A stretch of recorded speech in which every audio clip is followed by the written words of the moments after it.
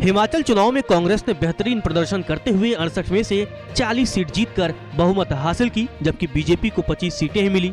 लेकिन राज्य की कई ऐसी सीटें रहीं जहां बीजेपी और कांग्रेस के बीच कड़ी टक्कर देखने को मिली। मतलब हारने और जीतने वाले पार्टी का मार्जिन बेहद कम रहा। चलिए अब आपको बताते हैं किन सीटों पर कांटे की टक्कर हुई। सबसे पहले बात करते हैं भोरंज विधानसभा सीट की, जहां कांग्रेस ने 35 साल बाद बीजेपी के किले को ध्वस्त किया। इस सीट पर कांग्रेस के सुरेश कुमार ने बीजेपी के अनिल धीमन को हराकर भाजपा के गढ़ में सेंधमारी की। लेकिन इस सीट पर दोनों नेताओं के बीच का मार्जिन महज 60 वोट का रहा। कांग्रेस को इस सीट पर 24,779 वोट मिले, जबकि बीजेपी के अनिल धीमन को 24,719 वोट मिले। भोरंज जैसा ही हाल बिलासपुर सीट का भी रहा, जहां बीजेपी और कांग्रेस के बीच कांटे की टक्कर हुई। इस सीट पर भारतीय जनता पार्टी को महज 276 वोट से जीत हासिल हुई है।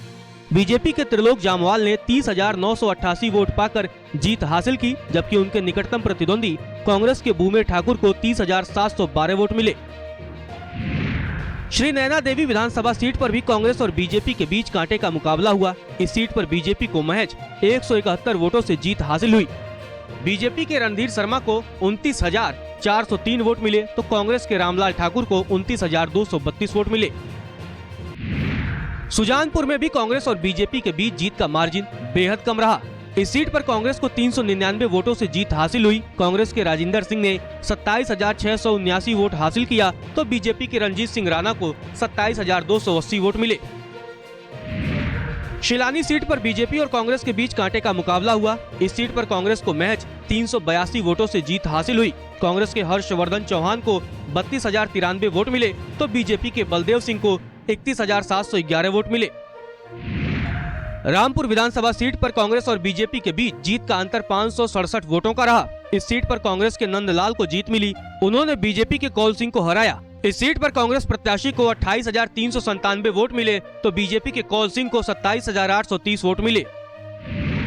दरंग विधानसभा में बीजेपी प्रत्याशी पूरन चंद को महज 618 वोट से जीत हासिल हुई, जबकि कांग्रेस के कौल सिंह को हार का मुंह देखना पड़ा। बीजेपी को इस सीट पर 36,572 वोट मिले, तो कांग्रेस को 35,954 वोट मिले। श्री रेणुका जी विधानसभा में कांग्रेस प्रत्याशी को महज 860 वोट से जीत नसीब हुई। इस सीट पर कांग्रेस के विनय कुमार को 28,682 वोट मिले, तो बीजेपी के नारायण सिंह को 27,782 वोट मिले। हिमाचल विधानसभा के चुनाव परिणामों में बीजेपी और कांग्रेस के बीच मुकाबले को इस आंकड़े से भी समझ सकते हैं कि दोनों दलों की सीटों का अंतर 15 का रहा, लेकिन वोट फीसदी में अंतर महज 0.9% का रहा। गौरतलब है 68 सीटों वाले हिमाचल में कांग्रेस को 40 जबकि बीजेपी को 25 सीटों पर जीत मिली। वहीं चुनाव में कांग्रेस को 43.9% वोट मिले, तो बीजेपी को 43% वोट मिले, यानी कांग्रेस को महज 0.9% ज्यादा वोट मिले।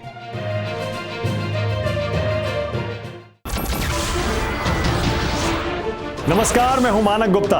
अगर आपको हमारा ये वीडियो पसंद आया हो तो इसे लाइक और शेयर जरूर करें, और हाँ, हमें सब्सक्राइब और फॉलो करना ना भूलें ताकि आप देश और दुनिया की कोई खबर मिस ना करें। तो जुड़े रहिए हमारे साथ और देखते रहिए News 24।